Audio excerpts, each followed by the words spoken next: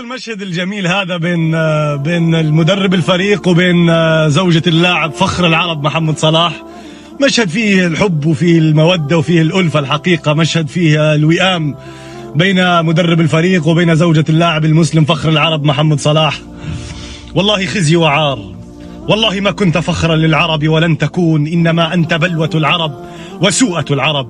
العربي عنده نخوة وشهامة ورجولة، لا يرضى بأن زوجته يحضنها رجل غريب والله، لكن أنت ماتت الغيرة في قلبك ورب محمد.